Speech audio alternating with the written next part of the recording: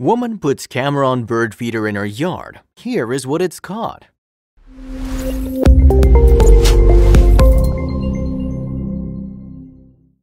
Lockdown made us discover new hobbies we wouldn't normally go for. Some people started drawing or knitting. Others got interested in regular visitors in their gardens. If you don't have a garden but would love to explore local birds, don't worry. Because Lisa, who's also known as ocdBXq on social media, has you covered and is sharing her fascination with birds with tens of thousands of people online. Her hobby, though, actually has nothing to do with COVID-19. She started feeding and observing birds in her garden before it was cool, years ago when she moved from Germany to Michigan. She still regularly captures various birds frequenting the feeders in her garden from up close, and the photos show how interesting and unique they are. From dramatic and hilarious facial expressions and poses to accidental compositions like the classic birds that look like they're about to drop a new album, ocdBXq's gallery will make you fall in love with birds a little bit more. Often, different kinds of birds will also find their way to feeders looking for food, so this post contains bonus snaps of critters such as squirrels and chipmunks. There's something calming and very entertaining about bird watching, even if it's on your screen, so try it yourself and let us know how it goes. By the end of the list, you might even start distinguishing different birds. We've also reached out to ocdBXq again, so don't miss the interview here. Lisa's been observing and photographing birds since 2012, so we asked what still keeps her fascinated with her hobby. I'm still infatuated with the beauty of the birds, their feather detail, as well as entertained by their antics. It's exciting to capture scenes that I hadn't seen before by placing cameras in different spots or just getting lucky with what happens. And of course, migration time is always exciting because you never know who might come for a surprise visit, she told. I've gotten to know my chosen home country, America, and state Michigan a lot more for one. Lisa shared what she's learned during these years of photographing birds. There's so much variety here you can never stop exploring. I also learned how much impact we as humans have on nature and the balance and developments in habitats. When trees are cut down to make room for wider roads or more settlements, birds and animal populations can suffer. When we spray chemicals onto our lawns, birds and animals can suffer. It has also helped me with gardening. We're trying to make our yard bird-friendly and natural, looking for native plants and shrubs that aren't just decorative but also nourishing the birds. I've also learned that the internet and social media can be a cesspool, but that people who love birds are mostly very friendly folk. Lisa started using a simple pocket camera to capture birds and then switched to DSLR. My photo setup involves a lot of time, and there are so many people who are like, I want this for my grandparents, and it just isn't something like that, Lisa said.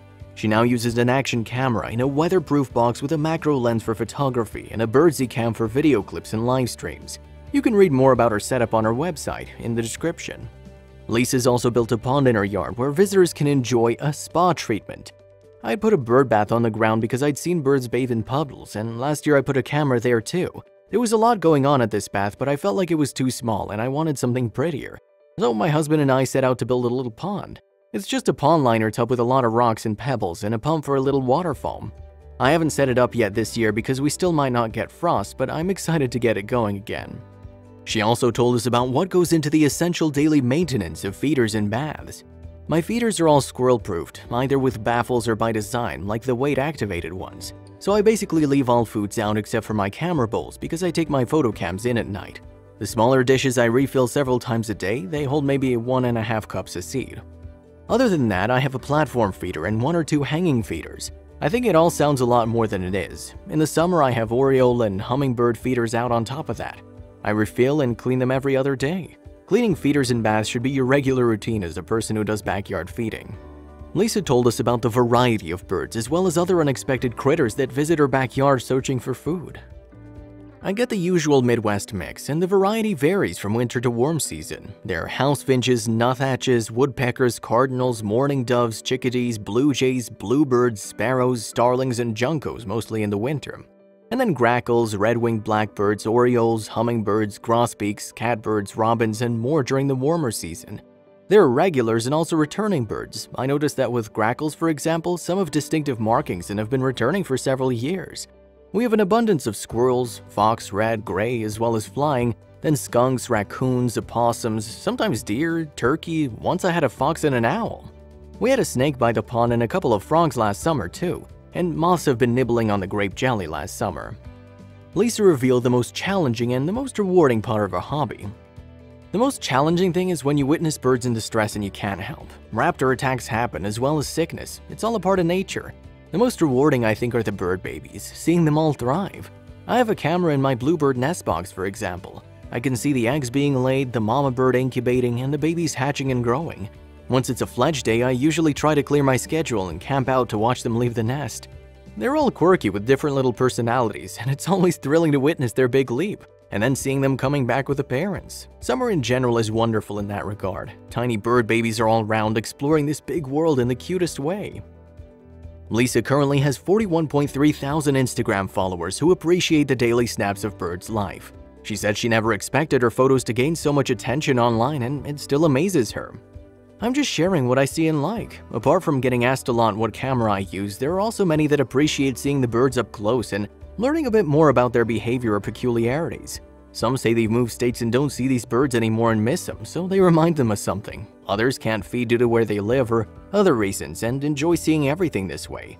The feedback is usually positive, but it's social media after all, and sometimes there are also reactions that are not so positive. The positives are dominating, so I'm trying to not let the others get to me too much.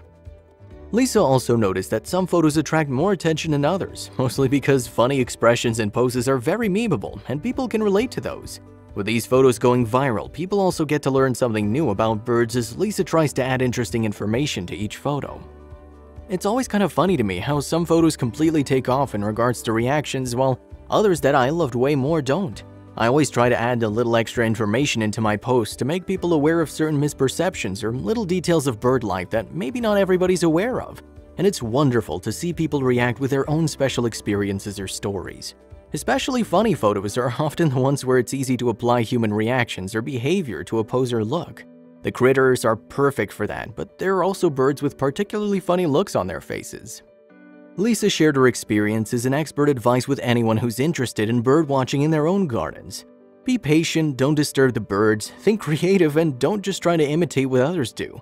Set your own little scene, have some fun with it, and realize that we can't always get all the birds we want. Some birds will appear with certain foods, but this isn't applicable to all of them. Some birds just prefer a certain habitat, and just putting the food out that they like might not bring them to you if the habitat's not where they roam. I'd love to have a pileated woodpecker in my yard or setter waxwings, but this just won't happen because it's not the area.